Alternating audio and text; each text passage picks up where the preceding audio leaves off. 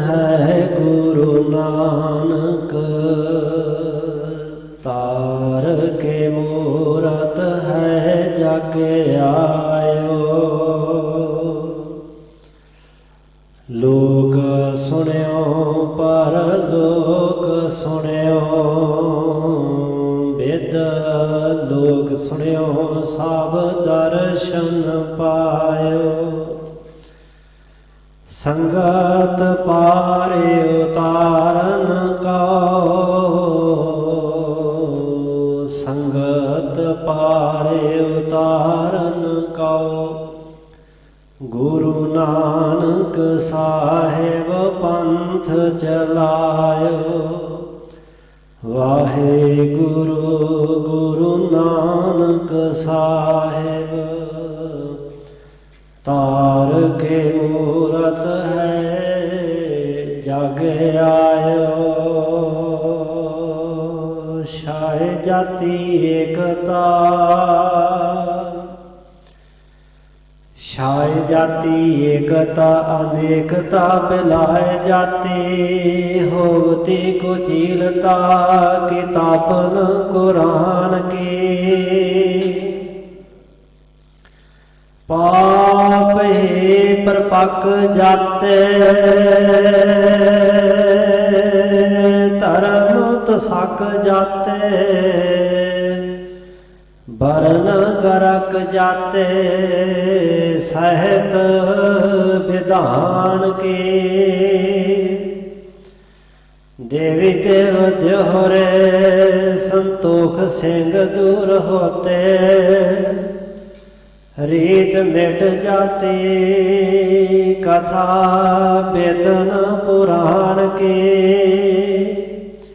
श्री गुरु गोबिंद सिंह पावन परम सूर।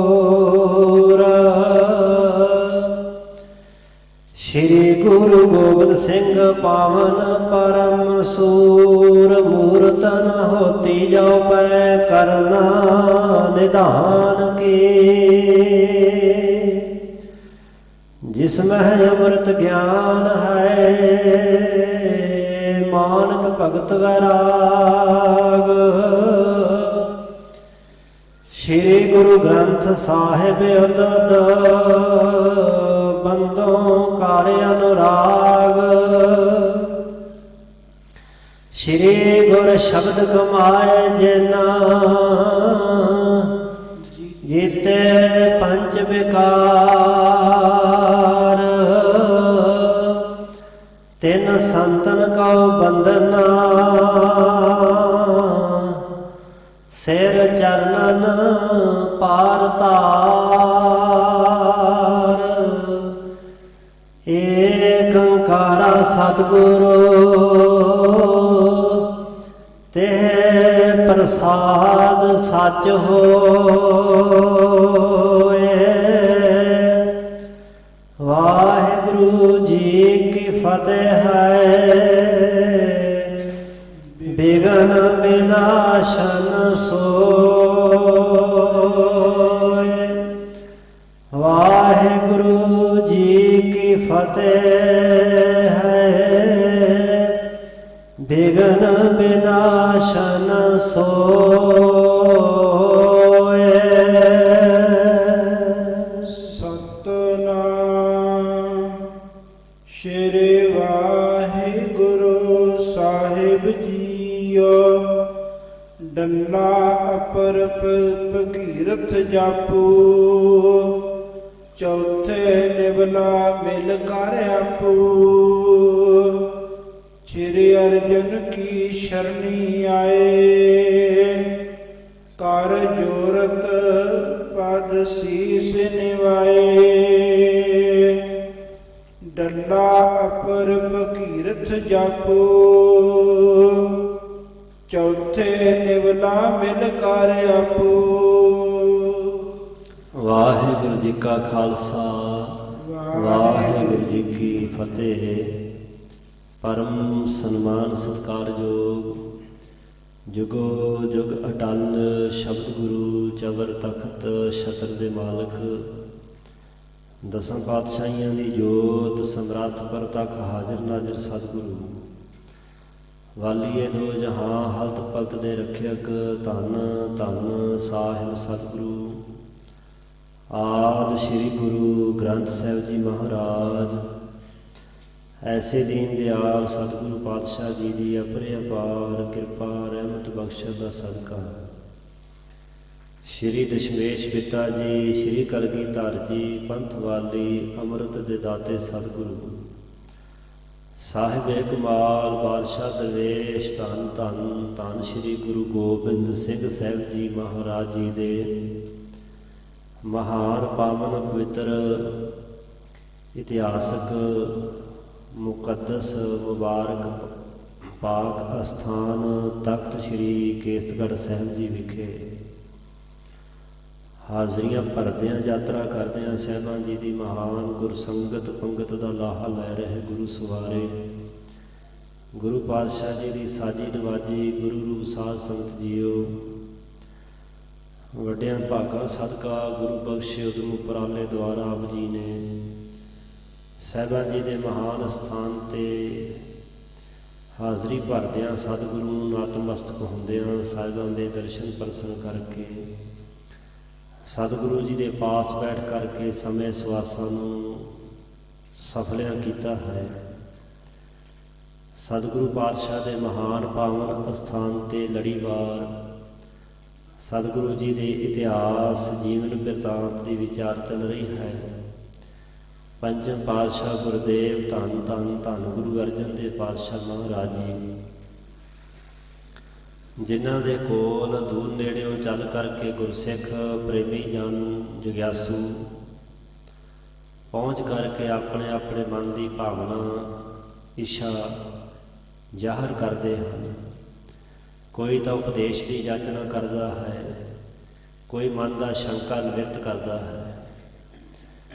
ਸਤਿਗੁਰੂ ਪਾਤਸ਼ਾਹ ਮਹਾਰਾਜ ਜੀ ਸਾਰਿਆਂ ਹੀ ਪ੍ਰਸ਼ਨ ਕਰਨ ਵਾਲਿਆਂ ਬੇਨਤੀ ਕਰਨ ਵਾਲਿਆਂ ਦੀ ਇੱਛਾ ਪੂਰੀ ਕਰਦੇ ਗੁਰਸਿੱਖ ਪਿਆਰਿਆਂ ਦੇ ਸਵਾਲਾਂ ਦੇ ਸੰਦੇਹਾਂ ਦੇ ਸ਼ੰਕਿਆਂ ਦੇ ਉੱਤਰ ਦੇ ਕਰਕੇ ਉਹਨਾਂ ਦੀ ਨਿਸ਼ਾ ਉਹਨਾਂ ਦੀ ਤਸੱਲੀ ਕਰਵਾਉਂਦੇ ਹੋਏ ਨਾਮ ਜਪ ਸਿਮਰਨ ਕਰਨ ਦਾ ਉਪਦੇਸ਼ ਦਿੰਦੇ ਅੱਗੇ ਵਾਸਤੇ ਸਤਿਗੁਰੂ ਪਰਮੇਸ਼ਰ ਦੇ ਪ੍ਰਤੀ ਕਿਸੇ ਤਰ੍ਹਾਂ ਦਾ ਕੋਈ ਸ਼ੰਕਾ ਸੰਦੇਹ ਤੇ ਭਰਮ ਪੈਦਾ ਕਰਨ ਤੋਂ ਸਿੱਖਾਂ ਨੂੰ ਵਰਜਦੇ ਹਨ, ਰੋਕਦੇ ਹਨ। ਕੁਛ ਗੁਰਸਿੱਖ ਪਿਆਰੇ ਚੱਲ ਕੇ ਆਏ, ਬੇਨਤੀ ਕੀਤੀ ਮਹਾਰਾਜ ਅਸੀਂ ਇੱਕ ਵਾਰੀ ਗੰਗਾ ਗਏ ਸੀ, ਉੱਥੇ ਪੰਡਤਾਂ ਨੇ ਸਾਨੂੰ ਸਵਾਲ ਕੀਤਾ ਕਿ ਗੁਰੂ ਨਾਨਕ ਦੇਵ ਪਾਤਸ਼ਾਹ ਦਾ ਗੁਰੂ ਕੌਣ ਹੈ। ਅਸੀਂ ਉੱਤਰ ਦਿੱਤਾ ਕਿ ਸਾਨੂੰ ਅਜੇ ਇਸ ਗੱਲ ਦਾ ਨਹੀਂ ਪਤਾ, ਅਸੀਂ ਗੁਰੂ ਅਰਜਨ ਦੇਵ ਪਾਤਸ਼ਾਹ ਦੇ ਕੋਲੋਂ ਪੁੱਛ ਕੇ ਨਿਰਣਾ ਕਰਕੇ ਫਿਰ ਤੁਹਾਨੂੰ ਦੱਸਾਂਗੇ। ਮਹਾਰਾਜ ਜੀ ਕਿਰਪਾ ਕਰੋ ਤਾਂ ਗੁਰੂ ਨਾਨਕ ਦੇਵ ਪਾਤਸ਼ਾਹ ਮਹਾਰਾਜ ਜੀ ਦੇ ਸਤਿਗੁਰੂ ਦੀ ਬਾਬਤ ਧੰਨ ਗੁਰੂ ਨਾਨਕ ਦੇਵ ਪਾਤਸ਼ਾਹ ਮਹਾਰਾਜ ਜੀ ਦੇ ਪੰਜਵੇਂ ਸਰੂਪ ਨੇ ਗੁਰਸਿੱਖਾਂ ਦਾ ਸ਼ੰਕਾ ਨਿਵਰਤ ਕਰਦਿਆਂ ਉਪਦੇਸ਼ ਸਮਝਾਇਆ, ਬਚਨ ਸਮਝਾਏ ਕਿ ਭਾਈ ਸ਼੍ਰੀ ਨਾਨਕ ਜਗ ਗੁਰੂ ਮਹਾਨੋ ਸਵਯੰ ਪ੍ਰਕਾਸ਼ ਪ੍ਰਥਮ ਹੀ ਥੀਏ ਤਨ ਮਰਜਾਦਾ ਧਰਤ ਪਏ। ਉਹ ਸਵਯੰ ਸੁਤੇ ਪ੍ਰਕਾਸ਼ ਅਕਾਲ ਪੁਰਖ ਪਰਮੇਸ਼ਰ ਦਾ ਆਪਣਾ ਸਰੂਪ ਹੈ ਤੇ ਅਕਾਲ ਪੁਰਖ ਵਾਹਿਗੁਰੂ ਹੀ ਉਹਨਾਂ ਦਾ ਸਤਿਗੁਰੂ ਹੈ। ਗੁਰੂ ਨਾਨਕ ਤੇ ਪਰਮੇਸ਼ਰ ਜੀ ਦੇ ਵਿੱਚ ਕੋਈ ਭਿੰਨ ਭੇਦ ਅੰਤਰ ਨਹੀਂ ਹੈ। ਅਪਰੰਪਰ ਪਾਰ ਬ੍ਰਹਮ ਪਰਮੇਸ਼ਰ ਨਾਨਕ ਗੁਰ ਮਿਲਿਆ ਸੋਈ ਜੀਓ। ਗੁਰੂ ਨਾਨਕ ਉਹ ਗੁਰੂ ਮਿਲਿਆ ਹੈ ਜਿਹੜਾ ਪਰੰਪਰ ਹੈ, ਪਾਰ ਬ੍ਰਹਮ ਹੈ, ਪਰੇ ਤੋਂ ਪਰੇ ਪਰਮੇਸ਼ਰ ਹੈ, ਸਾਰਿਆਂ ਵਿੱਚ ਪਰਿਪੂਰਨ ਹੈ। ਸੋ ਸਿੱਖੋ ਸਤਿਗੁਰੂ ਦੇ ਉੱਪਰ ਨਿਸ਼ਚਾ ਰੱਖੋ, ਭਰੋਸਾ ਰੱਖੋ। ਸ਼ੰਕਾ ਕਰਨ ਵਾਲੇ ਬੜੇ ਹਨ, ਕੋਈ ਕਿਸੇ ਤਰ੍ਹਾਂ ਦਾ ਸ਼ੰਕਾ ਉਠਾਉਂਦਾ, ਕੋਈ ਕਿਸੇ ਤਰ੍ਹਾਂ ਦਾ।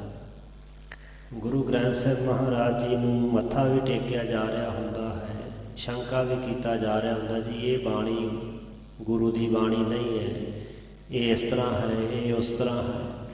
ਇਹ ਤਾਂ ਐਸਾ ਸਾਹਿਬਾਂ ਲਿਖਿਆ ਕਿ ਸਲਾਮ ਜਵਾਬ ਦੋਵੇਂ ਕਰੇ ਮੁੱਢੋਂ ਕੁੱਥਾ ਜਾਏ। ਮੱਥਾ ਵੀ ਟੇਕਣਾ ਤੇ ਸਵਾਲ ਜਵਾਬ ਸ਼ੰਕੇ ਸੰਦੇਹ ਵੀ ਠਾਉਣੇ। ਐਸਾ ਮਨੁੱਖ ਸਾਹਿਬ ਕਹਿੰਦੇ ਮੂਲੋਂ ਹੀ ਭੁੱਲਿਆ ਹੁੰਦਾ ਹੈ। ਆਪਣੇ ਸਤਿਗੁਰੂ ਤੇ ਕਦੀ ਵੀ ਸ਼ੰਕਾ ਨਹੀਂ ਕਰਨਾ, ਕਦੀ ਮਨ 'ਚ ਭਰਮ ਪੈਦਾ ਨਹੀਂ ਕਰਨਾ। ਕਿਸੇ ਦੂਜੇ ਤੀਜੇ ਦੀ ਗੱਲ ਸੁਣ ਕਰਕੇ ਦੁਚਿੱਤੀ ਵਿੱਚ ਨਹੀਂ ਪੈਣਾ। ਆਪਣੇ ਸਤਿਗੁਰੂ ਕੋਲੋਂ ਹੀ ਪੁੱਛ ਲੈਣਾ। ਸਤਿਗੁਰੂ ਸਮਰੱਥ ਹਨ। ਜੋ ਵੀ ਕਿਸੇ ਜਿਗਿਆਸੂ ਦਾ, ਕਿਸੇ ਸਿੱਖ ਦਾ ਮਨ ਦਾ ਸ਼ੰਕਾ ਸੰਦੇਹ ਹੈ, ਸਤਿਗੁਰੂ ਪਾਤਸ਼ਾਹ ਜੀ ਨਿਵਰਤ ਕਰ ਦਿੰਦੇ ਹਨ। ਸੋ ਗੁਰੂ ਕੇ ਸਿੱਖਾਂ ਨੇ ਸਾਹਿਬਾਂ ਦੇ ਕੋਲੋਂ ਇਹ ਬਚਨ ਸੁਣ ਕੇ ਔਰ ਸੰਸੈ ਗਨ ਕੋ ਨਿਰਵਾਰਾ, ਜਿੰਨੇ ਵੀ ਮਨ ਦੇ ਸ਼ੰਕੇ ਸਨ ਦੂਰ ਕੀਤੇ। ਸਾਹਿਬਾਂ ਦੀ ਹਜ਼ੂਰੀ ਵਿੱਚ ਰਹਿ ਕਰਕੇ ਸੇਵਾ ਕਰਦੇ ਰਹੇ। ਸਾਰੀ ਅਗਿਆਨਤਾ ਅਵਿਦਿਆ ਜਿਹੜੀ ਸੀ ਨਾਸ਼ ਹੋ ਗਈ। ਸੰਸਾਰ ਸਾਗਰ ਭਵਜਨੋਂ ਪਾਰ ਹੋ ਗਏ। ਜੀਵਨ ਪੰਧ, ਜੀਵਨ ਯਾਤਰਾ ਸਫਲ ਹੋ ਗਈ। ਅੱਗੇ ਜਿਵੇਂ ਭਾਈ ਸਾਹਿਬ ਜੀ ਹੋਰ ਗੁਰਸਿੱਖਾਂ ਦਾ ਆਉਣਾ, ਉਹਨਾਂ ਦਾ ਸਤਿਗੁਰੂ ਪਾਤਸ਼ਾਹ ਜੀ ਦੇ ਤਾਈਂ ਆ ਕੇ ਸਵਾਲ ਕਰਨਾ, ਬੇਨਤੀ ਕਰਨੀ, ਉਹ ਇਤਿਹਾਸ ਭਾਈ ਸਾਹਿਬ ਜੀ ਸੁਣਾ ਰਹੇ ਹਨ। ਸਰਵਣ ਕਰੀਏ ਜੀ। ਸਤਨਾਮ ਸ਼੍ਰੀ ਵਾਹਿਗੁਰੂ ਸਾਹਿਬ ਜੀਓ। ਡੱਲਾ ਅਪਰ ਭਗੀਰਥ ਜਾਪੂ, ਚੌਥੇ ਨਿਵਲਾ ਮਿਲ ਕਰ ਆਪੂ। ਡੱਲਾ ਗੁਰਸਿੱਖ ਦਾ ਨਾਮ ਹੈ। ਡੱਲਾ ਪਿੰਡ ਦਾ ਨਾਮ ਵੀ ਹੈ। ਉਹ ਡੱਲਾ ਪਿੰਡ ਜਿਸ 'ਚ 72 ਗੁਰੂ ਕੇ ਸਿੱਖ ਬ੍ਰਹਮ ਗਿਆਨੀ ਗੁਰੂ ਸਾਹਿਬਾਂ ਦੇ ਸਮੇਂ ਹੋਏ। ਗੁਰੂ ਹਰਗੋਬਿੰਦ ਪਾਤਸ਼ਾਹ ਦਾ ਸਹੁਰਾ ਨਗਰ ਹੈ।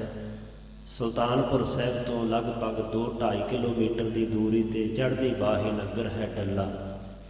ਬੜਾ ਪ੍ਰਸਿੱਧ ਨਗਰ ਹੈ ਡੱਲਾ। ਪਰ ਡੱਲਾ ਸਿੱਖ ਵੀ ਕਈ ਹੋਏ। ਕਲਗੀਧਰ ਪਾਤਸ਼ਾਹ ਦੇ ਸਮੇਂ ਵੀ ਭਾਈ ਡੱਲਾ ਹੋਇਆ, ਜਿਹੜਾ ਕਹਿ ਰਿਹਾ ਸੀ ਮਹਾਰਾਜ ਮੈਨੂੰ ਦੱਸ ਦੇ, ਮੈਂ ਤੁਹਾਡੀ ਮਦਦ ਵਾਸਤੇ ਪਹੁੰਚ ਜਾਂਦਾ। ਪਰ ਜਦੋਂ ਸਾਹਿਬਾਂ ਨੇ ਬੰਦੂਕ ਪਰਖਣੀ ਚਾਹੀ, ਨਾ ਕੋਈ ਸੇਵਕ ਬੌੜਿਆ, ਨਾ ਆਪ ਖਲੋਕ ਸਕਿਆ। ਇਸ ਸਿੱਖ ਦਾ ਨਾਮ ਵੀ ਡੱਲਾ ਹੈ। ਇਹ ਗੁਰੂ ਅਰਜਨ ਦੇਵ ਪਾਤਸ਼ਾਹ ਦੇ ਸਮੇਂ ਦਾ ਸਿੱਖ ਹੈ। ਭਾਈ ਡੱਲਾ, ਭਾਈ ਭਗੀਰਥ। ਭਗੀਰਥ ਵੀ ਕਈ ਹੋਏ ਨੇ। ਇੱਕ ਤਾਂ ਮਸੀਹਾ ਨਗਰ ਦਾ ਕਾਲੀ ਮਾਤਾ ਦਾ ਭਗਤ ਸੀ, ਜਿਸ ਨੇ ਗੁਰੂ ਨਾਨਕ ਦੇਵ ਪਾਤਸ਼ਾਹ ਦੀ ਸੰਗਤ ਕੀਤੀ, ਬ੍ਰਹਮ ਅਵਸਥਾ ਪ੍ਰਾਪਤ ਕੀਤੀ ਭਾਈ ਭਗੀਰਥ ਜੀ ਨੇ। ਸੋ ਇੱਕ ਭਗੀਰਥ ਰਿਸ਼ੀ ਹੋਇਆ ਹੈ, ਬਹੁਤ ਪੁਰਾਤਨ ਰਿਸ਼ੀ, ਜਿਹਨੇ ਗੰਗਾ ਲਿਆਂਦੀ ਸੀ। ਸੋ ਇੱਕ ਇਹ ਭਗੀਰਥ ਹੈ ਗੁਰੂ ਅਰਜਨ ਦੇਵ ਪਾਤਸ਼ਾਹ ਦਾ ਸਿੱਖ। ਤੀਜਾ ਸਿੱਖ ਹੈ ਜਾਪੂ। ਜਾਪੂ ਸਿੱਖ ਦਾ ਨਾਮ ਹੈ। ਅਪਰ ਅਰਥ ਹੁੰਦਾ ਹੋਰ। 2 ਸਿੱਖ ਹੋਰ, ਇੱਕ ਭਾਈ ਡੱਲਾ, ਅਪਰ ਭਗੀਰਥ ਜਾਪੂ, ਭਾਈ ਭਗੀਰਥ ਤੇ ਭਾਈ ਜਾਪੂ। 3 ਸਿੱਖ। ਚੌਥੇ ਨਿਵਲਾ ਮਿਲ ਕਰ ਆਪੂ। ਚੌਥਾ ਸਿੱਖ ਭਾਈ ਨਿਵਲਾ ਜੀ। ਇਹ ਮਿਲ ਕਰਕੇ ਆਪੂ ਆਪਸ ਦੇ ਵਿੱਚ ਇਕੱਠੇ ਹੋ ਕਰਕੇ ਸ਼੍ਰੀ ਅਰਜਨ ਕੀ ਸ਼ਰਣੀ ਆਏ। ਕਰ ਜੋਰਤ ਪਦ ਸੀਸ ਨਿਵਾਏ। ਪੰਚਮ ਪਾਤਸ਼ਾਹ ਗੁਰਦੇਵ ਸ੍ਰੀ ਗੁਰੂ ਅਰਜਨ ਦੇਵ ਪਾਤਸ਼ਾਹ ਜੀ ਦੀ ਸ਼ਰਣੀ ਆਏ ਨੇ। ਕਰ ਹੱਥ ਜੋੜਦਿਆਂ ਸਾਹਿਬਾਂ ਦੇ ਪਦ ਚਰਨਾਂ ਦੇ ਉੱਪਰ ਸੀਸ ਨਿਵਾਏ। ਸਿਰ ਝੁਕਾ ਕਰਕੇ ਅਦਬ ਨਾਲ ਸਾਹਿਬਾਂ ਨੂੰ ਮੱਥਾ ਟੇਕਿਆ। ਬਾਹਰ ਕਰੀ ਅਗਰ ਅਰਦਾਸ, ਹਮ ਔਰ ਸੰਸੈ ਦੇਹੋ ਬਿਨਾਸ਼। ਫਿਰ ਇਹਨਾਂ ਅਰਦਾਸ ਬੇਨਤੀ ਕੀਤੀ ਸਾਹਿਬਾਂ ਦੇ ਹਜ਼ੂਰ। ਬੇਨਤੀ ਕਰਕੇ ਆਖਣ ਲੱਗੇ ਮਹਾਰਾਜ ਸਾਡੇ ਔਰ ਹੁੰਦਾ ਹਿਰਦਾ ਮਨ। ਸਾਡੇ ਮਨ ਵਿੱਚ ਇੱਕ ਸੰਸਾ ਸੰਦੇਹ ਹੈ। ਦੇਹੋ ਵਿਨਾਸ਼, ਉਹ ਸੰਸਾ, ਉਹ ਭਰਮ ਸੰਦੇਹ ਜਿਹੜਾ ਤੁਸੀਂ ਨਾਸ਼ ਕਰ ਦੇਵੋ, ਮੁਕਾ ਦੇਵੋ। ਸ਼੍ਰੀ ਨਾਨਕ ਪੂਰਨ ਅਵਤਾਰ, ਭਗਤ ਸਰੂਪ ਧਰਿਓ ਕਰਤਾਰ। ਸ਼੍ਰੀ ਗੁਰੂ ਨਾਨਕ ਦੇ ਪਾਤਸ਼ਾਹ ਮਹਾਰਾਜ ਜੀ ਪੂਰਨ ਅਵਤਾਰ ਹਨ। ਕੱਲ ਵੀ ਇਹਨਾਂ ਪੰਕਤੀਆਂ ਦੀ ਵਿਚਾਰ ਕੀਤੀ ਸੀ। ਅਵਤਾਰ ਬਹੁਤ ਸਾਰੇ ਹੋਏ। 24 ਅਵਤਾਰਾਂ ਦਾ ਜ਼ਿਕਰ ਤਾਂ ਕਲਗੀਧਰ ਪਾਤਸ਼ਾਹ ਨੇ ਕੀਤਾ ਹੈ। ਸੋ 10 ਅਵਤਾਰਾਂ ਦਾ ਜ਼ਿਕਰ ਗੁਰੂ ਗ੍ਰੰਥ ਸਾਹਿਬ ਜੀ ਦੇ ਵਿੱਚ ਆਉਂਦਾ। 10 ਅਵਤਾਰ ਰਾਜੇ ਹੋਏ ਵਰਤੇ। ਸਰਯੁਗ ਦੇ ਸਮੇਂ ਦੇ ਵਿੱਚ ਅਵਤਾਰ, ਤ੍ਰੇਤਾ ਯੁਗ ਦੇ ਔਰ ਦੁਆਪਰ ਯੁਗ ਦੇ, ਫਿਰ ਕਲਯੁਗ ਦੇ। ਜਿਨ੍ਹਾਂ ਅਵਤਾਰਾਂ ਦੇ ਵਿੱਚੋਂ ਮੱਛ, ਕੱਛ, ਬਰਾਹ, ਨਰਸਿੰਘ ਅਵਤਾਰ ਜਿਹੜੇ ਨੇ ਇਹ ਅਧੂਰੇ ਅਵਤਾਰ ਮੰਨੇ ਹਨ। ਕਿਸੇ ਇੱਕ ਪ੍ਰਯੋਜਨ ਵਾਸਤੇ ਅਵਤਾਰ ਲਿਆ, ਫਿਰ ਪ੍ਰਯੋਜਨ ਹੱਲ ਹੋ ਗਿਆ, ਅਵਤਾਰ ਸਮਾਪਤ ਹੋ ਗਏ। ਸ਼੍ਰੀ ਰਾਮਚੰਦਰ ਔਰ ਸ਼੍ਰੀ ਕ੍ਰਿਸ਼ਨ ਜੀ ਨੂੰ ਅਵਤਾਰ ਮੰਨਿਆ ਜਾਂਦਾ ਹੈ, ਪਰ ਪੂਰਨ ਅਵਤਾਰ ਸ਼੍ਰੀ ਗੁਰੂ ਨਾਨਕ ਦੇ ਪਾਤਸ਼ਾਹ ਮਹਾਰਾਜ ਜੀ ਸ਼੍ਰੀ ਨਾਨਕ ਪੂਰਨ ਅਵਤਾਰ ਹਨ, ਸਰਬੱਗ ਅਵਤਾਰ ਨੇ। ਕਿਉਂਕਿ ਭਗਤ ਸਰੂਪ ਧਰਿਓ ਕਰਤਾਰ, ਕਰਤਾਰ ਕਰਤਾ ਪੁਰਖ ਜੀ ਨੇ ਹੀ ਆਪਣਾ ਇਹ ਭਗਤ ਵਾਲਾ ਸਰੂਪ ਧਾਰਨ ਕੀਤਾ। ਜਿਹੜਾ ਆਪ ਭਗਤ ਹੈ ਉਹੀ ਲੋਕਾਂ ਨੂੰ ਭਗਤੀ ਦੇ ਮਾਰਗ ਤੇ ਤੋਰ ਸਕਦਾ ਹੈ। ਤੇ ਗੁਰੂ ਨਾਨਕ ਦੇ ਪਾਤਸ਼ਾਹ ਮਹਾਰਾਜ ਜੀ ਇੰਨੇ ਭਾਰੀ ਤਪਸਵੀ, ਸੇਵਾ ਤੇ ਸਿਮਰਨ ਵਿੱਚ ਜ਼ਿੰਦਗੀ ਭਰ ਲੀਨ ਰਹਿਣ ਵਾਲੇ। ਇਸ ਦੀ ਗਵਾਹੀ ਗੁਰਮਤਿ ਦੇ ਮਹਾਨ ਵਿਦਵਾਨ ਭਾਈ ਸਾਹਿਬ ਭਾਈ ਗੁਰਦਾਸ ਜੀ ਨੇ ਦਿੱਤੀ ਕਿ ਭਾਰੀ ਕਰੀ ਤਪੱਸਿਆ, ਵੱਡੇ ਭਾਗ ਹਰਿ ਸਿਉ ਬਣ ਆਏ। ਵੱਡੀ ਤਪੱਸਿਆ ਕੀਤੀ, ਸਿਮਰਨ ਕੀਤਾ, ਤੇ ਐਸੀ ਅਵਸਥਾ ਕਹਿੰਦੇ ਆਖਾਂ ਜੀਵਾ ਵਿਸਰੇ ਮਰ ਜਾਓ। ਉਹਦਾ ਨਾਮ ਭੁੱਲ ਜਾਏ ਤੇ ਮੌਤ ਹੈ, ਨਾਮ ਜਪ ਚੇਤੇ ਆਉਂਦਾ ਤੇ ਜ਼ਿੰਦਗੀ ਹੈ। ਸੋ ਸਹਿਬ ਗੁਰੂ ਅਰਜਨ ਦੇ ਪਾਤਸ਼ਾਹ ਮਹਾਰਾਜ ਨੂੰ ਆਖਣ ਲੱਗੇ ਪ੍ਰੇਮੀ ਮਹਾਰਾਜ ਕਿ ਭਗਤ ਸਰੂਪ ਧਰਿਓ ਕਰਤਾਰ, ਭਗਤ ਵਾਲਾ ਸਰੂਪ ਕਰਤਾਰ ਪਰਮੇਸ਼ਰ ਜੀ ਨੇ ਧਾਰਨ ਕੀਤਾ, ਪ੍ਰਗਟ ਕੀਤਾ। ਕੋ ਉਪਾਸਨਾ ਮੁਖ ਬਤਾਏ, ਨਿਰਗੁਣ ਕੈ ਸਰਗੁਣ ਕੀ ਗਾਈ। ਤੇ ਗੁਰੂ ਨਾਨਕ ਦੇ ਪਾਤਸ਼ਾਹ ਨੇ ਕੋ ਉਪਾਸਨਾ, ਕੋ ਕਿਹੜੀ ਉਪਾਸਨਾ ਹੁੰਦੀ ਹੈ? ਪੂਜਾ। ਕਿਹੜੀ ਪੂਜਾ ਜਿਹੜੀ ਹੈ ਮੁੱਖ ਬਤਾਈ, ਮੁੱਖ ਦੱਸੀ ਹੈ। ਨਿਰਗੁਣ ਕੈ ਸਰਗੁਣ ਕੀ ਗਾਈ।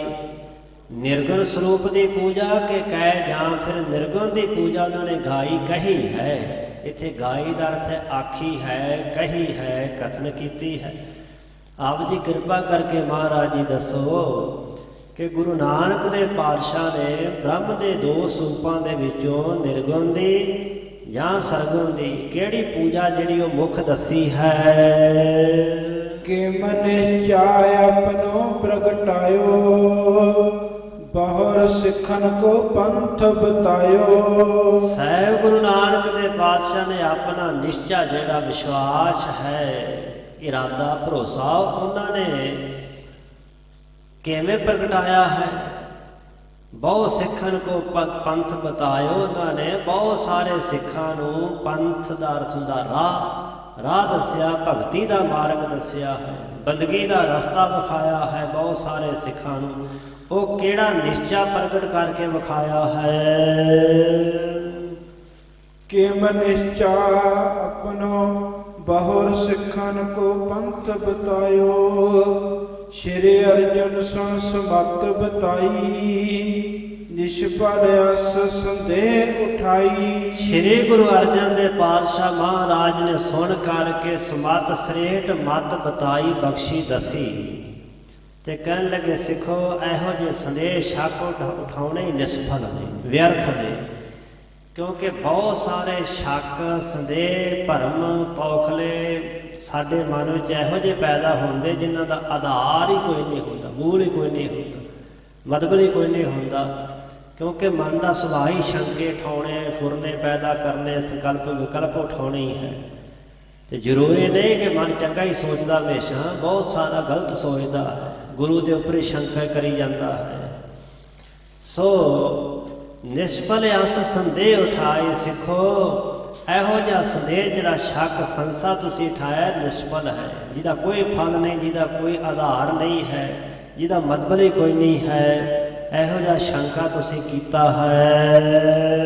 ਨਿਰਗੁਣ ਸਰਗੁਣ ਕਉ ਤੋਇ ਕਹੀਏ, ਜੋ ਇਨ ਵਿਖੇ ਭੇਦ ਕਿਛ ਲਹੀਏ। ਨਿਰਗੁਣ ਦੀ ਪੂਜਾ ਜਾਂ ਸਰਗੁਣ ਦੀ ਪੂਜਾ ਤਾਉ ਦੋਏ ਕਹੀਏ ਤਾਂ ਫਿਰ ਦੋ ਪੂਜਾ ਕਹਿਣਾ ਕਰੀਏ। ਜੋ ਇਨ ਵਿਖੇ ਭੇਦ ਕੁਛ ਲਈਏ, ਜੋ ਜੇਕਰ ਇਹਨਾਂ ਦੇ ਵਿੱਚ ਕੁਛ ਭੇਦ ਹੁੰਦਾ, ਫਰਕ ਲਈਏ ਦਾ ਅਰਥ ਹੈ ਜਾਣਨਾ ਕਰੀਏ, ਵੇਖੀਏ। ਨਿਰਗੁਣ ਤੇ ਸਰਗੁਣ ਤੋ ਦੋਏ ਕਹੀਏ, ਤਾਂ ਫਿਰ ਦੋ ਕਹਿਣਾ ਕਰੀਏ ਕਿ ਦੋ ਤਰ੍ਹਾਂ ਦੀ ਪੂਜਾ ਹੈ।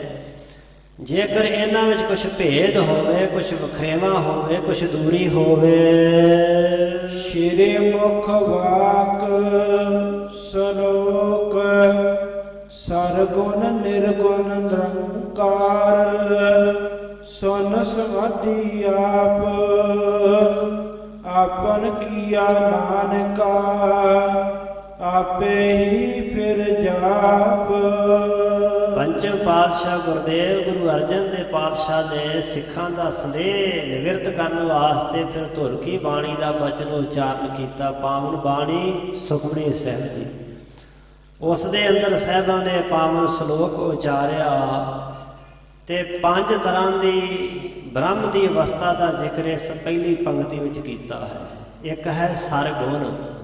ਸਰ ਦਾ ਅਰਥ ਹੈ ਸਮੇਤ, ਗੁਣ ਦਾ ਅਰਥ ਹੈ ਗੁਣ। ਮਾਇਆ ਦੇ ਤਿੰਨ ਗੁਣ ਨੇ, ਰਜੋ ਗੁਣ, ਤਮੋ ਤੇ ਸਤੋ ਗੁਣ, ਤਿੰਨਾਂ ਗੁਣਾਂ ਦੇ ਸਹਿਤ। ਨਿਰਗੁਣ, ਨਿਰ ਰਹਿਤ, ਤਿੰਨਾਂ ਗੁਣਾਂ ਤੋਂ ਰਹਿਤ, ਰਜੋ ਤਮੋ ਤੇ ਸਤੋ ਤੋਂ ਰਹਿਤ।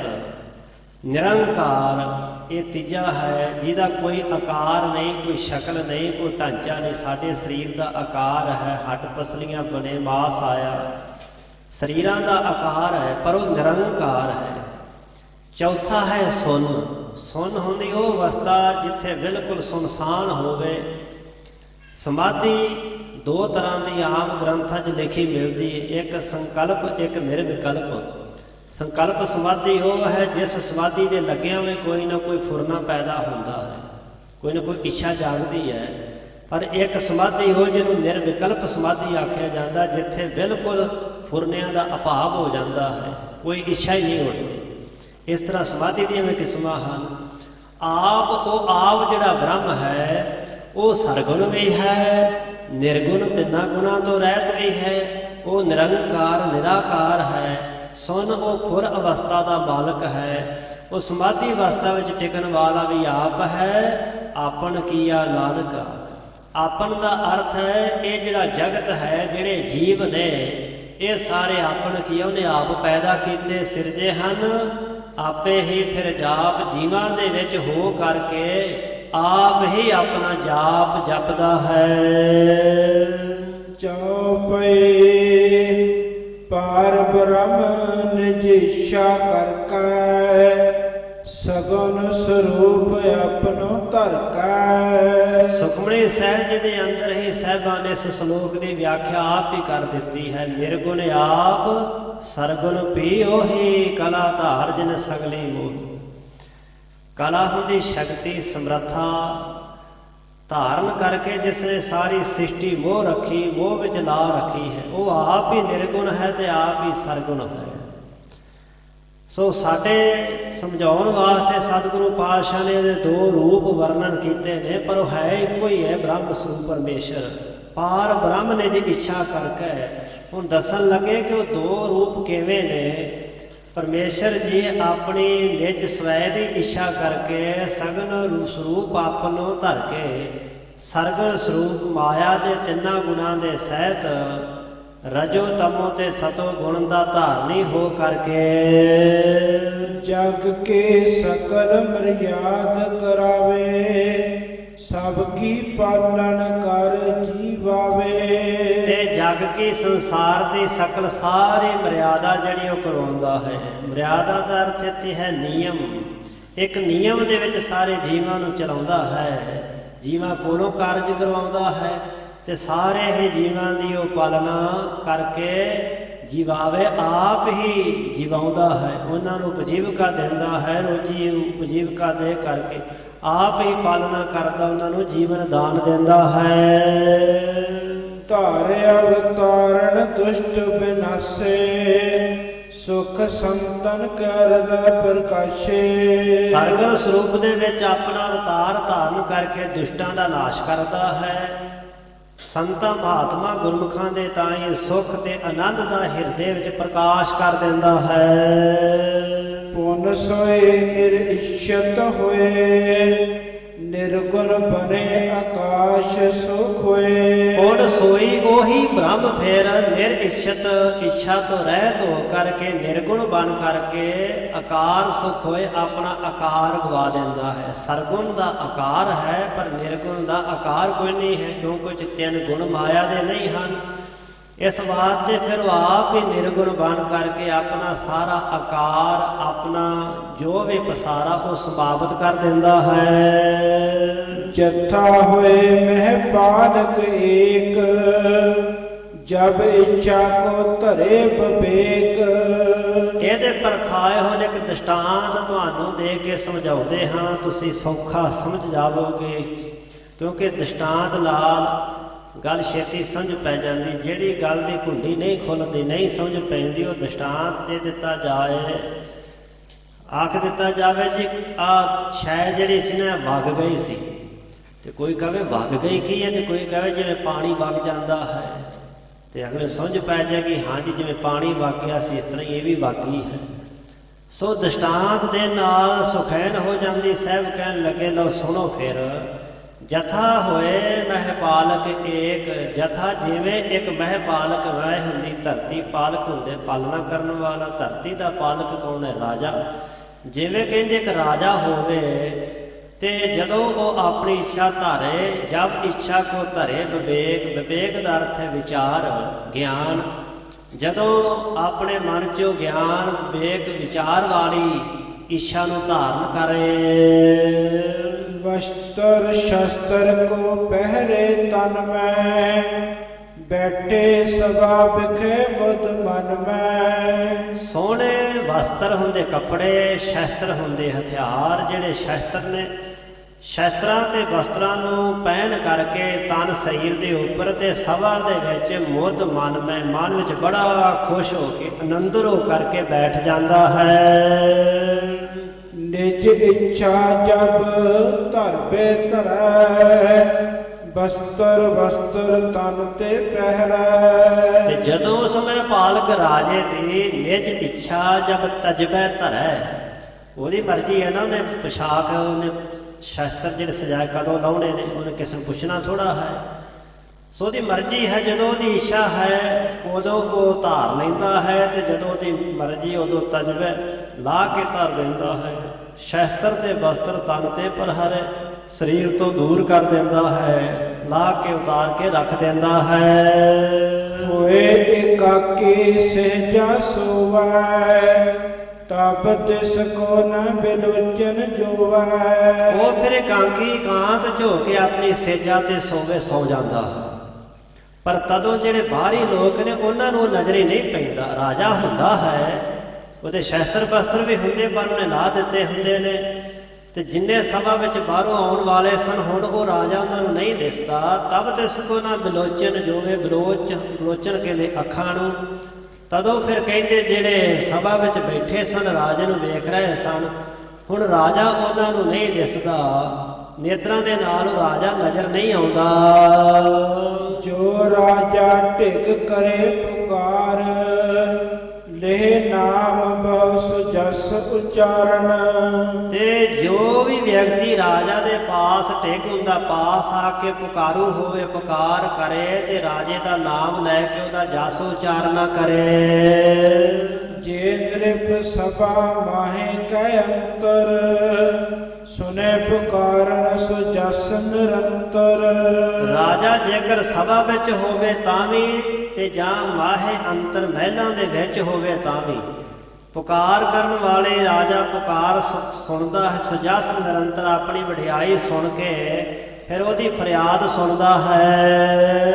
ਦੋਨੋਂ ਥਲ ਤੇ ਕਰੇ ਸਹਾਏ, ਸਗਰੇ ਸੰਕਟ ਕੋ ਬਿਨਸਾਏ। ਉਹ ਰਾਜਾ ਜਿਹੜਾ ਨਾ ਦੋਵਾਂ ਥਾਵਾਂ ਤੋਂ ਸਹਾਇਤਾ ਕਰ ਸਕਦਾ ਹੈ। ਭਾਵੇਂ ਉਹਨੇ ਸ਼ਸਤਰ ਬਸਤਰ ਪਹਿਨ ਕੇ ਸਭਾ ਵਿੱਚ ਬੈਠਣਾ ਕੀਤਾ ਹੋਵੇ ਤਦੋਂ ਕਿਸੇ ਦਾ ਮਸਲਾ ਹੱਲ ਕਰ ਦੇਵੇ, ਜਾਂ ਸ਼ਸਤਰ ਬਸਤਰ ਲਾ ਕੇ ਆਪਣੇ ਮਹਿਲਾਂ ਵਿੱਚ ਆਪਣੀ ਸੇਜਾ ਤੇ ਹੋਵੇ। ਇਹ ਤਾਂ ਰਾਜੇ ਦੀ ਮਰਜ਼ੀ ਹੈ ਨਾ, ਉਹਦੇ ਕੰਨਾਂ 'ਚ ਆਵਾਜ਼ ਪੈ ਜਾਵੇ ਸਹੀ, ਉਹ ਸਹਾਇਤਾ ਉੱਥੋਂ ਹੀ ਕਰ ਸਕਦਾ, ਕਿਉਂਕਿ ਰਾਜੇ ਕੋਲ ਸਮਰੱਥਾ ਰਾਜਸੀ ਸ਼ਕਤੀ ਹੈ।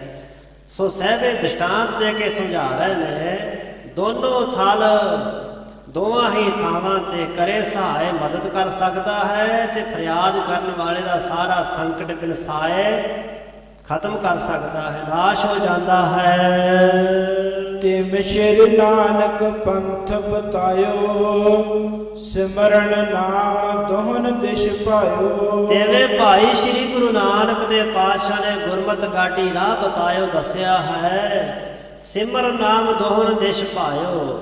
ਦੋਵਾਂ ਹਾਲਤਾਂ ਦੇ ਵਿੱਚ ਹੀ ਸਤਿਗੁਰੂ ਪਾਤਸ਼ਾਹ ਮਹਾਰਾਜ ਜੀ ਨੇ ਜੋ ਭਾਇਓ ਪ੍ਰਵਾਨ ਕੀਤਾ ਉਹ ਨਾਮ ਸਿਮਰਨ ਹੈ। ਨਾਮ ਸਿਮਰਨ ਹੀ ਗੁਰੂ ਨਾਨਕ ਦੇ ਘਰ ਦੇ ਵਿੱਚ ਮਹਾਨਤਾ ਰੱਖਦਾ ਹੈ। ਏਕੋ ਜਪ ਏਕੋ ਸਾਲਾਹੇ, ਏਕ ਸਿਮਰ ਏਕੋ ਮਨ ਆਹੇ।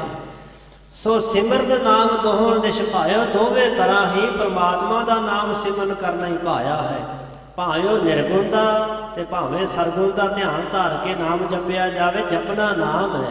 ਤੇ ਦ੍ਰਿਸ਼ਟਾਂਤ ਦਿੱਤਾ ਰਾਜੇ ਵਾਲਾ, ਫਰਿਆਦ ਕਰਨੀ ਹੈ ਰਾਜੇ ਦੇ ਪਾਸ, ਭਾਵੇਂ ਰਾਜਾ ਸਭਾ 'ਚ ਬੈਠਾ ਹੋਵੇ ਸ਼ਸਤਰ ਬਸਤਰ ਪਹਿਨ ਕੇ, ਤੇ ਭਾਵੇਂ ਆਪਣੀ ਸੇਜਾ ਤੇ ਹੋਵੇ। ਇਸ ਗੱਲ ਨਾਲ ਕੋਈ ਮਤਲਬ ਨਹੀਂ, ਮਤਲਬ ਹੈ ਫਰਿਆਦ ਕਰਕੇ ਆਪਣਾ ਮਸਲਾ ਹੱਲ ਕਰਵਾਉਣ ਦਾ, ਉਹਦੇ ਕੋਲੋਂ ਮਦਦ ਲੈਣ ਦਾ ਤੇ ਰਾਜੇ ਦੇ ਮਦਦ ਦੇਣ ਦਾ ਸਵਾਲ ਬਸ ਇੰਨਾ ਹੈ। ਸੋ ਸਾਹਿਬ ਜੀ ਇਸ ਤਰ੍ਹਾਂ ਉਹਨਾਂ ਨੂੰ ਸਮਝਾਉਣ ਲੱਗੇ ਕਿ ਦੋਵਾਂ ਦੇ ਵਿੱਚੋਂ ਨਾ ਸਿਮਰਨ ਨਾਮ ਦੋਹਣ ਦਿਸ਼ ਭਾਇਓ, ਦੋਵਾਂ ਤਰ੍ਹਾਂ ਹੀ ਜਿਹੜਾ ਨਾਮ ਸਿਮਰਨਾ ਨਾ ਇਹੀ ਭਾਇਓ, ਭਾਇਆ ਚੰਗਾ ਲੱਗਾ ਹੈ, ਇਹੀ ਸ਼੍ਰੋਮਣੀ ਹੈ। ਆਪਣੋ ਨਾਮ ਸਗਨ ਜੇ ਸੁਨੇ, ਹੋਏ ਸਹਾਇਕ ਸੰਕਟ ਹਨੇ। ਤੇ ਉਹ ਪਰਮੇਸ਼ਰ ਜੀ ਜਦੋਂ ਸਰਗੁਣ ਸਰੂਪ ਦੇ ਵਿੱਚ ਆਪਣਾ ਨਾਮ ਸੁਣਦਾ ਨਾ, ਉਦੋਂ ਸਹਾਈ ਹੋ ਕੇ ਤੇ ਸੰਕਟ ਹਰੇ, ਸਾਰੇ ਸੰਕਟ ਦੁੱਖ ਨਾਸ ਕਰ ਦਿੰਦਾ ਹੈ। ਜਿਵੇਂ ਰਾਜਾ ਸ਼ਸਤਰ ਬਸਤਰ ਪਹਿਨ ਕਰਕੇ ਸੇਜਾ ਤੇ ਬੈਠਾ ਸੀ, ਉਹ ਸਰਗੁਣ ਸਰੂਪ ਸਮਝ ਲਓ, ਸ਼ਸਤਰ ਬਸਤਰ ਲਾ ਕੇ ਉਹ ਸੇਜਾ ਤੇ ਲੰਮੇ ਪੈ ਗਿਆ ਹੈ, ਤੇ ਉਹ ਨਿਰਗੁਣ ਸਰੂਪ ਸਮਝ ਲਓ ਰਾਜ ਦਾ, ਜਿਹੜਾ ਨਹੀਂ ਦਿਸ ਰਿਹਾ ਬਾਹਰੀ ਲੋਕਾਂ ਨੂੰ। ਜਦੋਂ ਉਹ ਆ ਕਰਕੇ ਆਪਣੇ ਸਿੰਘਾਸਨ ਤੇ ਬੈਠਾ ਸੀ, ਦਿਸ ਰਿਹਾ ਸੀ ਸਾਰਿਆਂ ਨੂੰ, ਉਹ ਸਮਝ ਲਓ ਕਿ ਸਰਗੁਣ ਸਰੂਪ ਹੈ। ਤੇ ਜਦੋਂ ਨਹੀਂ ਦਿਸ ਰਿਹਾ, ਲੀੜੇ ਕੱਪੜੇ ਲਾ ਦਿੱਤੇ, ਆਰਾਮ ਕਰਦਾ ਪਿਆ ਹੈ, ਪਰ ਫਰਿਆਦ ਉਹਦੇ ਪਾਸ ਪਹੁੰਚ ਗਈ, ਉਹ ਸਮਝ ਲਓ ਕਿ ਨਿਰਗੁਣ ਸਰੂਪ ਹੈ। ਦੋ ਰੂਪ ਨੇ।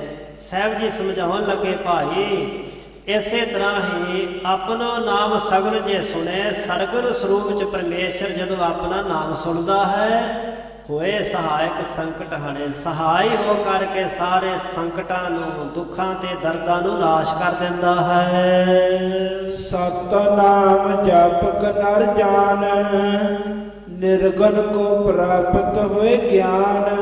ਤੇ ਜਿਹੜਾ ਸਤਨਾਮ ਜਾਪਕ ਹੈ, ਜਪਣੇ ਵਾਲਾ, ਜਿਹੜਾ ਸਤਨਾਮ ਵਾਹਿਗੁਰੂ ਦੇ ਨਾਮ ਦਾ ਜਾਪਕ ਜਪਣ ਵਾਲਾ ਜਗਿਆਸੂ ਗੁਰਮੁਖ ਹੈ, ਨਰ ਜਾਨ, ਨਰ ਹੁੰਦਾ ਮਨੁੱਖ, ਜਾਨ ਦਾ ਅਰਥ ਹੈ ਜਾਣ ਲਵੋ, ਸਮਝ ਲਵੋ।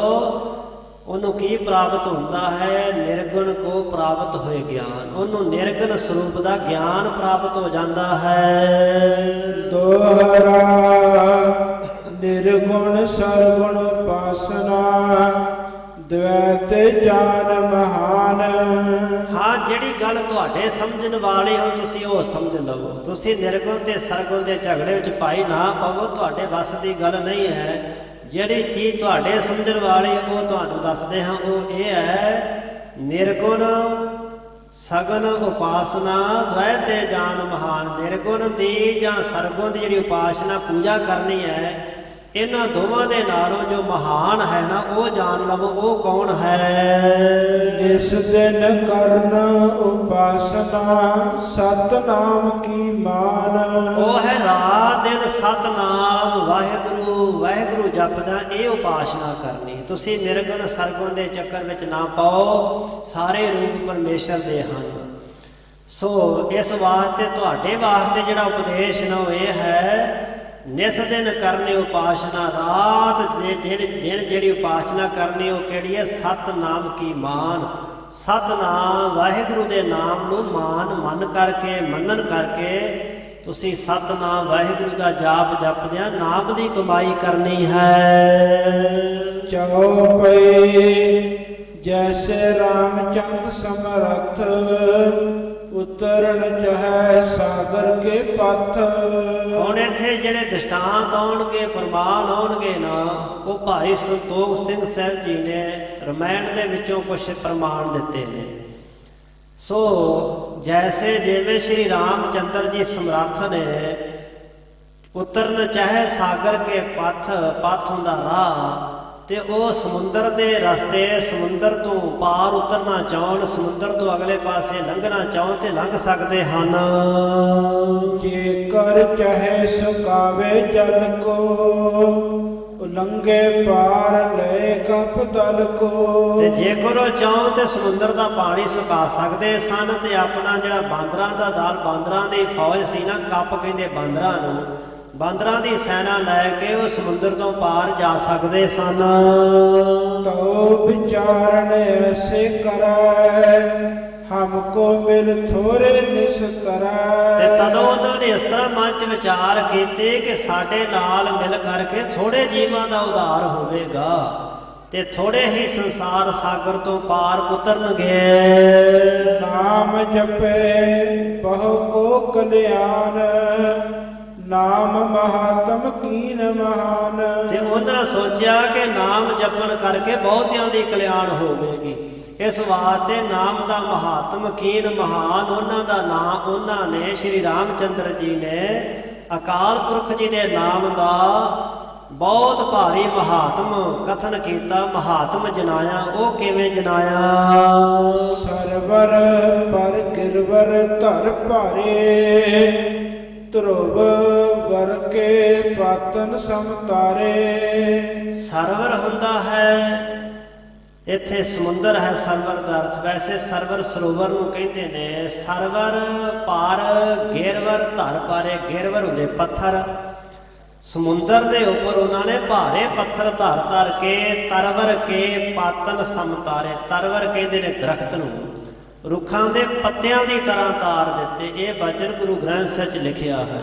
ਗੁਰਮੁਖ ਸਾਇਰ ਪਾਹਣ ਤਾਰੇ।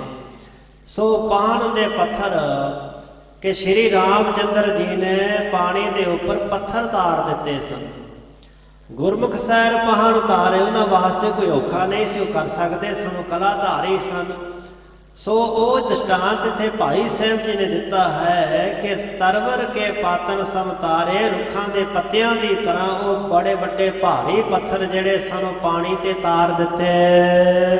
ਲਿਖਿਓ ਨਾਮ ਤਿਨ ਪਰ ਜੋ ਜਨਾਇਓ, ਸਰਗੁਣ ਤੇ ਬੜ ਨਾਮ ਸੁਹਾਇਓ। ਉਹ ਪੱਥਰ ਤਾਰੇ ਕਿਵੇਂ? ਉਹਨਾਂ ਪੱਥਰਾਂ ਦੇ ਉੱਪਰ ਰਾਮ ਨਾਮ ਲਿਖਿਆ ਗਿਆ।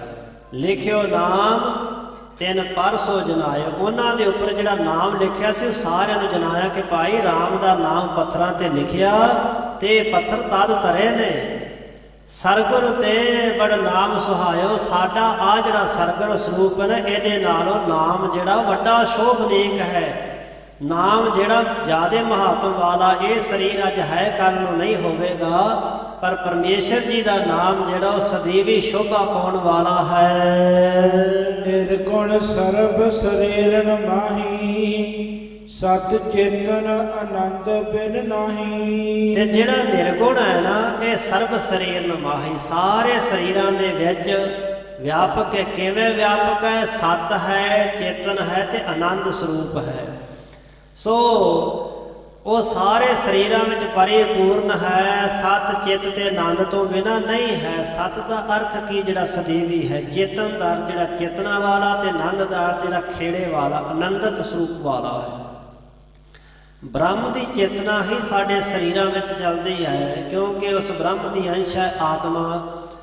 ਛੋਟੇ ਤੋਂ ਛੋਟੇ ਜੀਵ ਤੋਂ ਲੈ ਕੇ ਵੱਡੇ ਤੇ ਵੱਡੇ ਜੀਵ ਤੱਕ, ਵੇਦ ਮੱਛੀ ਜਾਂ ਹਾਥੀ ਤੱਕ, ਸਾਰੇ 'ਚ ਬ੍ਰਹਮ ਦੀ ਚੇਤਨਾ ਹੈ। ਉਹ ਐਸਾ ਪਰਮੇਸ਼ਰ ਸਤ ਚਿੱਤ ਤੇ ਆਨੰਦ ਸਰੂਪ ਹੈ। ਉਸ ਸਤ ਚਿੱਤ ਆਨੰਦ ਸਰੂਪ ਤੋਂ ਬਿਨਾਂ ਨਿਰਗੁਣ ਦੇ ਵਿੱਚ ਹੋਰ ਕੋਈ ਵੀ ਸਰੂਪ ਨਹੀਂ ਹੁੰਦਾ। ਅੰਤਰ ਬਹਿਰ ਨਿਰੰਤਰ ਵਿਆਪਿਓ, ਜਾਹੇ ਨਰਕ ਜੇ ਨਾਮ ਨ ਜਾਪਿਓ। ਤੇ ਉਹ ਜਦੋਂ ਨਿਰਗੁਣ ਸਰੂਪ ਵਿੱਚ ਹੈ ਤੇ ਭਾਵੇਂ ਸਰਗੁਣ ਸਰੂਪ ਵਿੱਚ ਹੈ, ਪਰਿਪੂਰਨ ਹੀ ਹੈ। ਅੰਤਰ ਬਾਹਰ ਨਿਰੰਤਰ ਵਿਆਪਿਓ। ਅੰਦਰ ਤੇ ਬਾਹਰ ਨਿਰੰਤਰ ਇੱਕ ਰਸ ਸਾਰੇ ਥਾਵਾਂ ਤੇ ਵਿਆਪ ਰਿਹਾ ਹੈ।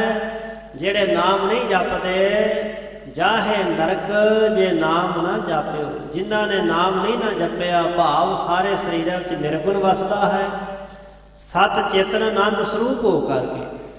ਪਰ ਉਹ ਜੀਵ ਫਿਰ ਸਾਰੇ ਨਰਕਾਂ ਨੂੰ ਜਾਂਦੇ ਨੇ ਜਿਨ੍ਹਾਂ ਨੇ ਨਾਮ ਨਹੀਂ ਜਪਿਆ, ਨਾਮ ਦਾ ਧਿਆਨ ਨਹੀਂ ਕੀਤਾ, ਨਾਮ ਦੀ ਸਾਧਨਾ ਨਹੀਂ ਕੀਤੀ। ਉਹ ਸਾਰੇ ਹੀ ਨਰਕਾਂ ਦੇ ਭਾਗੀ ਹਨ। ਜਿਨ ਸਤ ਨਾਮ ਜਪਿਓ ਕਰ ਪ੍ਰੇਮ, ਅੰਤੇ ਕਰਨ ਬਿਮਲ ਤਨ ਛੇਮ। ਜਿਨ੍ਹਾਂ ਨੇ ਸਤਨਾਮ ਪ੍ਰੇਮ ਕਰਕੇ ਜਪਿਆ ਉਹਨਾਂ ਦਾ ਅੰਤਸ਼ਕਰਨ ਜਿਹੜਾ ਵਿਮਲ ਹੋ ਗਿਆ। ਬੇਮਲ ਪਾਠ ਵਿਮਲ ਹੀ ਹੈ, ਪਰ ਬੇਰਹਿਤ ਮਲ, ਮਲ ਤੋਂ ਰਹਿਤ ਅੰਤੇਕਰਨ ਹੁੰਦਾ ਹੈ। ਚਾਰ ਚੀਜ਼ਾਂ ਦਾ ਸੁਮੇਲ ਹੁੰਦਾ ਹੈ। ਮਨ ਇਸੇ ਤਰ੍ਹਾਂ ਹੀ ਚਿੱਤ, ਚੌਵਾਂ ਦਾ ਹੀ ਜ਼ਿਕਰ ਸਾਹਿਬਾਂ ਨੇ ਜਪਜੀ ਸਾਹਿਬ 'ਚ ਕੀਤਾ। ਤੱਥਾ ਘੜੀਏ ਸੁਰਤ ਮਤ ਮਨ ਬੁੱਧ, ਇਹ ਜਿਹੜੀਆਂ ਚਾਰ ਚੀਜ਼ਾਂ ਹਨ ਇਹਨਾਂ ਚੌਵਾਂ ਦਾ ਹੀ ਸੁਮੇਲ ਹੈ। ਅੰਤੇਕਰਨ, ਅੰਤਸ਼ਕਰਨ ਜਿਹਨੂੰ ਹਿਰਦਾ ਵੀ ਆਖਿਆ ਜਾਂਦਾ ਹੈ। ਅੰਤੇਕਰਨ ਵਿਮਲ ਤਿੰਨ ਛੇਮ, ਜਿਨ੍ਹਾਂ ਦਾ ਅੰਤੇਕਰਨ ਸ਼ੁੱਧ ਹੋ ਗਿਆ, ਵਿਮਲ ਹੋ ਗਿਆ, ਤਿੰਨ ਛੇਮ, ਉਹਨਾਂ ਨੂੰ ਛੇਮ ਦੀ ਕਲਿਆਣ ਦੀ ਪ੍ਰਾਪਤੀ ਹੋ ਜਾਂਦੀ ਹੈ। ਸਿਮਰਤ ਪ੍ਰਾਪਤ ਆਤਮ ਗਿਆਨ, ਜਨਮ ਮਰਨ ਕੋ ਬੰਧਨ ਹਾਨ। ਤੇ ਸਿਮਰਨ ਕਰਦਿਆਂ ਕਰਦਿਆਂ ਜਿਨ੍ਹਾਂ ਨੂੰ ਆਤਮ ਗਿਆਨ ਪ੍ਰਾਪਤ ਹੋ ਗਿਆ, ਕਿਉਂਕਿ ਸਿਮਰਤ ਪ੍ਰਾਪਤ ਆਤਮ ਗਿਆਨ, ਸਿਮਰਨ ਕਰਦਿਆਂ ਆਤਮ ਗਿਆਨ ਪ੍ਰਾਪਤ ਹੋ ਜਾਂਦਾ ਹੈ, ਇਹਦੇ ਵਿੱਚ ਸ਼ੱਕ ਨਹੀਂ ਕੋਈ।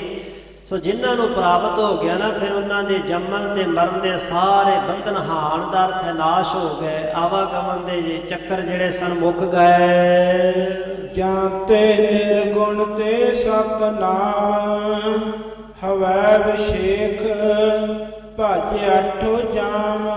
ਜਾਂ ਤੇ ਇਸ ਵਾਸਤੇ ਭਾਈ ਨਿਰਗੁਣ ਤੇ ਸਤਨਾਮ, ਨਿਰਗੁਣ ਦੀ ਪੂਜਾ ਨਾਲੋਂ ਜਿਹੜਾ ਸਤਨਾਮ ਹੈ, ਹੋਇ ਵਿਸ਼ੇਖ ਵਿਸ਼ੇਸ਼ ਹੈ। ਭਜ ਆਠੋ ਜਾਮ, ਅੱਠੇ ਪਹਿਰ ਹੀ ਭਾਈ ਪਰਮਾਤਮਾ ਦਾ ਨਾਮ ਜਪਿਆ ਕਰੋ।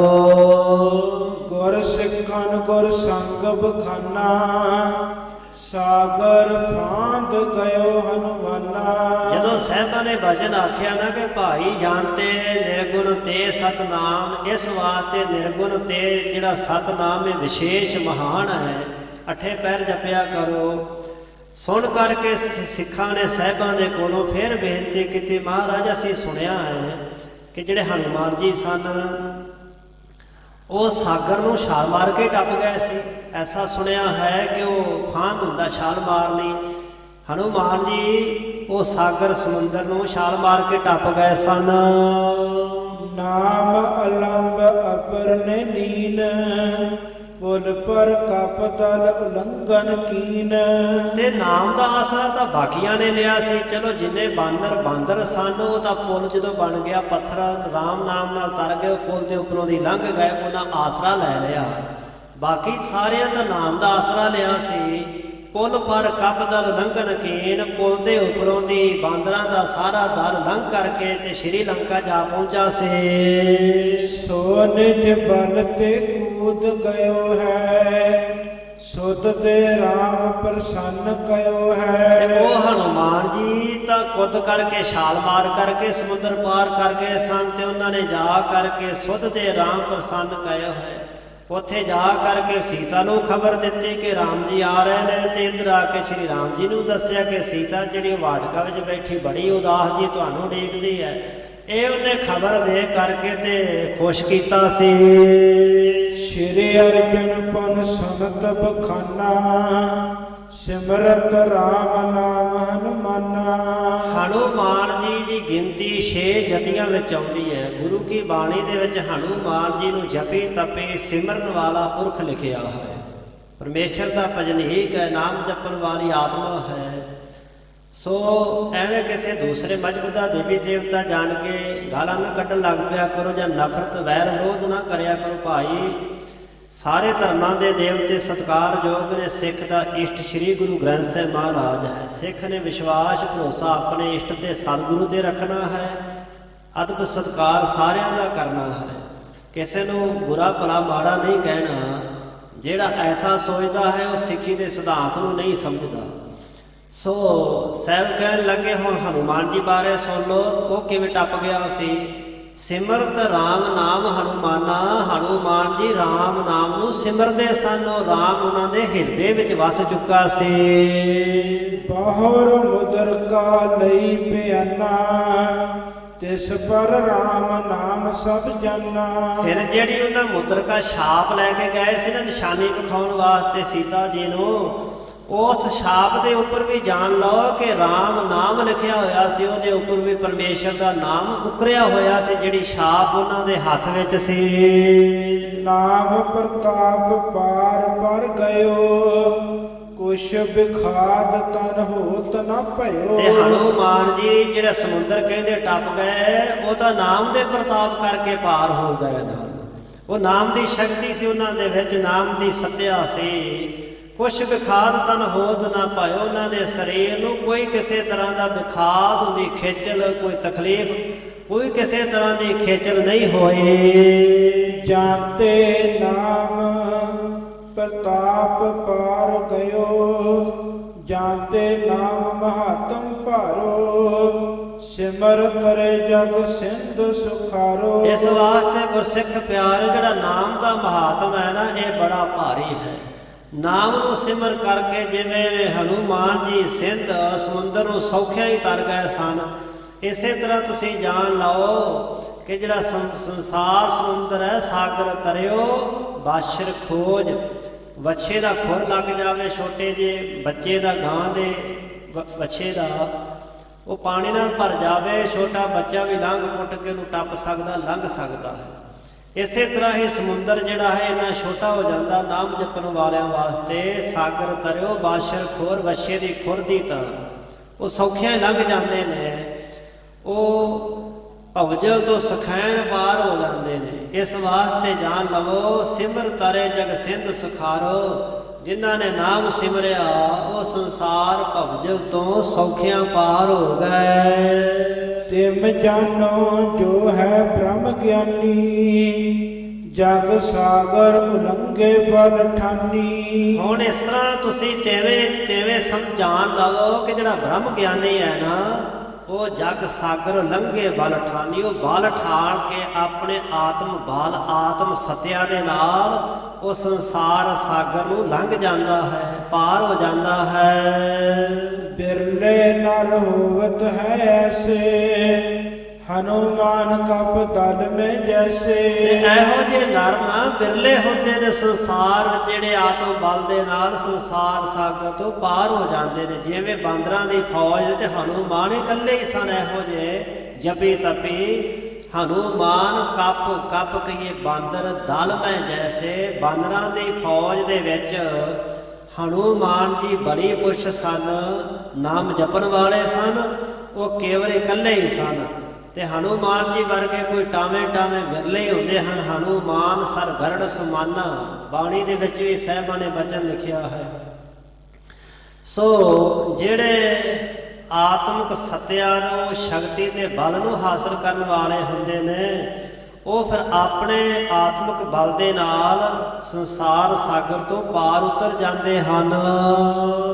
ਨਾਮ ਸੇਤ ਪਰ ਨਿਰਬਲ ਬਲੀ, ਰੁਜੀ ਲੰਗਰੇ ਸਭ ਬਿਦ ਭਲੀ। ਤੇ ਜਿਹੜਾ ਨਾਮ ਦਾ ਸੇਤ ਹੁੰਦਾ ਪੁੱਲ, ਨਾਮ ਦੇ ਸੇਤ ਪੁੱਲ ਦੇ ਉੱਪਰ ਜਿਹੜੇ ਤੁਰਦੇ ਨਾ, ਭਾਵੇਂ ਉਹ ਨਿਰਬਲ ਹੋਵੇ ਤੇ ਭਾਵੇਂ ਬਲੀ ਹੋਵੇ, ਭਾਵੇਂ ਰੋਗੀ ਹੋਵੇ, ਭਾਵੇਂ ਲੰਗੜਾ ਕੋਈ ਹੋਵੇ, ਕਿਸੇ ਦੀ ਲੱਤ ਕੰਮ ਨਾ ਕਰਦੀ ਹੋਏ, ਸਭ ਬਿਦ ਭਲੀ। ਨਾਮ ਦੇ ਪੁੱਲ ਦੇ ਉੱਪਰ ਤੁਰ ਕੇ ਨਾਮ ਜਪਣ ਵਾਲਾ ਭਾਵੇਂ ਨੀਵੀਂ ਜਾਤ ਦਾ ਹੋਵੇ, ਭਾਵੇਂ ਸਰੀਰਕ ਤੌਰ ਤੇ ਅਭੰਗ ਹੋਵੇ, ਨਾਮ ਜਿਹੜਾ ਜਪਦਾ ਹੈ, ਸਾਹਿਬ ਕਹਿੰਦੇ ਫਿਰ ਸਭ ਵਿਦ ਭਲੀ। ਸਾਰੀ ਭਲੀ ਵਿਧੀ ਨਾਲ, ਸਾਰੇ ਤਰ੍ਹਾਂ ਨਾਲ ਭਲੀ ਪ੍ਰਕਾਰ। ਸਨੇ ਸਨੇ ਪਰ ਪਾਰ ਸੁਖਾਰੇ, ਬਿਨਾ ਜਤਨ ਆਨੰਦ ਉਰਤਾਰੇ। ਸਣੇ ਹੁੰਦਾ ਸਹਿਜੇ ਹੌਲੀ ਹੌਲੀ, ਜਿਵੇਂ ਪੁੱਲ ਦੇ ਉੱਪਰੋਂ ਤੁਰ ਕੇ ਪਾਰ ਹੋ ਜਾਈਦਾ ਨਦੀ ਨੂੰ, ਕਿਸੇ ਦਰਿਆ ਨੂੰ। ਇਸੇ ਤਰ੍ਹਾਂ ਸਾਹਿਬ ਕਹਿੰਦੇ ਸਣੇ ਪਰ ਪਾਰ ਸੁਖਾਰੇ। ਜਿਹੜੇ ਨਾਮ ਦੇ ਪੁੱਲ ਤੇ ਤੁਰ ਪੈਂਦੇ ਨਾ, ਉਹ ਸਹਿਜੇ ਤੁਰਦਿਆਂ ਪਾਰ ਹੋ ਜਾਂਦੇ ਨੇ। ਬਿਨਾਂ ਕਿਸੇ ਯਤਨ ਤੋਂ ਆਨੰਦ ਉਰਤਾਰੇ ਹੈ, ਵਿੱਚ ਬੜਾ ਆਨੰਦ ਧਾਰਦੇ ਹਨ। ਆਨੰਦ ਨੂੰ ਧਾਰਨ ਕਰਕੇ ਬੜੀ ਖੁਸ਼ੀ ਨਾਲ। ਹੁਣ ਬੇੜੀ 'ਚ ਬੰਦਾ ਬੈਠਾ ਹੋਵੇ, ਜਿੰਨਾ ਚਿਰ ਪਾਰ ਨਾ ਲੱਗ ਜਾਵੇ ਸਾਹ ਸੁੱਤਿਆ ਰਹਿੰਦਾ। ਜਿਨ੍ਹਾਂ ਨੇ ਬੇੜੀ 'ਚ ਬੈਠੇ ਆ, ਪਾਰ ਕੀਤੀ ਹੋਵੇ। ਹੁਣ ਬੰਬੇ ਜਦੋਂ ਜਾਂਦੇ ਨੇ ਯਾਤਰੂ, ਬੜੇ ਹੁੰਦੇ ਜਦੋਂ ਆਉਂਦੇ ਸਮੁੰਦਰ ਵਿੱਚ, ਬੜੀ ਤੇਜ਼ ਭਜਾਉਂਦੇ ਨੇ ਉਹ ਸ਼ਿਪ ਜੇ। ਤੇ ਜਿਹੜੇ ਪਹਿਲੀ ਵਾਰ ਚੜ੍ਹੇ ਹੁੰਦੇ ਤਾਂ ਉਹਨਾਂ ਦਾ ਤਾਂ ਬਹੁਤ ਬੁਰਾ ਹਾਲ ਹੁੰਦਾ ਹੈ। ਸੋ ਬੜਾ ਡਰ ਤੇ ਭੈ ਜਿਹਾ ਮਹਿਸੂਸ ਹੁੰਦਾ ਹੈ ਮਨੁੱਖ ਨੂੰ। ਫਿਰ ਬੇੜੀ ਤਾਂ ਬੜੀ ਛੋਟੀ ਹੈ, ਸੋ ਬੇੜੀ ਪਾਰ ਕਰਨੀ, ਬੇੜੀ ਰਾਹੀਂ ਨਦੀ ਪਾਰ ਕਰਨੀ ਵੀ ਡਰ ਤੇ ਭੈ ਬਣਿਆ ਰਹਿੰਦਾ। ਜਿੰਨਾ ਚਿਰ ਅਗਲੇ ਕਿਨਾਰੇ ਨੂੰ ਉਤਰ ਜਾਈਏ, ਪੁਲ ਦੇ ਉੱਪਰੋਂ ਲੰਘਦੇ ਡਰ ਨਹੀਂ ਹੁੰਦਾ, ਪੁਲ ਦੇ ਉੱਪਰੋਂ ਬੰਦਾ ਨਿਰਭੈ ਹੋ ਕੇ ਲੰਘਦਾ ਹੈ। ਇਸੇ ਤਰ੍ਹਾਂ ਭਾਈ ਜਿਹੜੇ ਬਾਕੀ ਯਤਨ ਨੇ ਬੇੜੀਆਂ ਦੀ ਤਰ੍ਹਾਂ ਹਨ, ਤੇ ਨਾਮ ਸਿਮਰਨ ਜਿਹੜਾ ਹੈ ਪੁਲ ਦੇ ਉੱਪਰ ਤੁਰਨਾ ਹੈ। ਤੇ ਸਾਹਿਬ ਕਹਿੰਦੇ ਇਸ ਤਰੀਕੇ ਨਾਲ ਬਿਨਾਂ ਯਤਨ ਆਨੰਦ ਉਤਾਰੇ, ਬਿਨਾਂ ਕਿਸੇ ਹੋਰ ਯਤਨ ਉਪਰਾਲੇ ਤੋਂ ਬੰਦਾ ਆਨੰਦ ਧਾਰਨ ਕਰਦਾ ਹੋਇਆ, ਨਾਮ ਦੇ ਪੁਲ ਤੇ ਤੁਰਦਾ ਹੋਇਆ ਇੱਕ ਨਾ ਇੱਕ ਦਿਨ ਨਿਰੰਕਾਰ ਦੇ ਦੇਸ਼ ਵਿੱਚ ਪਹੁੰਚ ਜਾਂਦਾ ਹੈ, ਨਿਰੰਕਾਰ ਦੇ ਦੇਸ਼ ਦਾ ਵਾਸੀ ਬਣ ਜਾਂਦਾ ਹੈ। ਐਸਾ ਸਾਹਿਬਾਂ ਨੇ ਅੱਗੇ ਹੋਰ ਕਲਿਆਣਕਾਰੀ ਉਪਦੇਸ਼ ਦਿੱਤਾ ਹੈ ਸਿੱਖਾਂ ਤਾਈਂ। ਹੋਰ ਵੀ ਗੁਰਸਿੱਖ ਪਿਆਰੇ ਸਤਿਗੁਰੂ ਜੀ ਦੇ ਹਜ਼ੂਰ ਸਾਹਿਬਾਂ ਦੀ ਸ਼ਰਨ ਵਿੱਚ ਚੱਲ ਕੇ ਆਏ, ਉਹਨਾਂ ਦੇ ਤਾਈਂ ਵੀ ਸਾਹਿਬਾਂ ਨੇ ਕਲਿਆਣਕਾਰੀ ਉਪਦੇਸ਼ ਬਖਸ਼ਿਸ਼ ਕਰਕੇ ਨਿਹਾਲ ਕੀਤਾ। ਇੱਥੋਂ ਤੱਕ ਵਿਚਾਰ ਕਰਦਿਆਂ ਹੋਈਆਂ ਬੇਅੰਤ ਭੁੱਲਾਂ ਚੁੱਕਾਂ ਦੀ ਮਾਫੀ ਸਤਿਗੁਰੂ ਗੁਰੂ ਕੀ ਸੰਗਤ ਬਖਸ਼ਣਹਾਰ ਜੀ ਬਖਸ਼ ਲੈਣਾ। ਅੱਗੇ ਵਾਸਤੇ ਸਮਤ ਬਖਸ਼ਣੀ ਜੀ। ਅੰਤਲੀਆਂ ਪੰਕਤੀਆਂ ਪੜ੍ਹਦੇ ਹਾਂ। ਵਾਹਿਗੁਰੂ ਗੁਰਮੰਤਰ ਦਾ ਜਾਪ ਕਰਦਿਆਂ ਸਮਾਪਤੀ ਹੈ ਜੀ। ਨਾਮ ਸੇਤ ਪਰ ਨਿਰਬਲ ਬਲੀ, ਰੁਜੀ ਲੰਗਰ ਸਭ ਬਿਦ ਭਲੀ, ਸਣੇ ਸਣੇ ਪਾਰ ਪਾਰ ਸੁਖਾਰੇ, ਬਿਨਾ ਯਤਨ ਆਨੰਦ ਉਰ ਧਾਰੇ।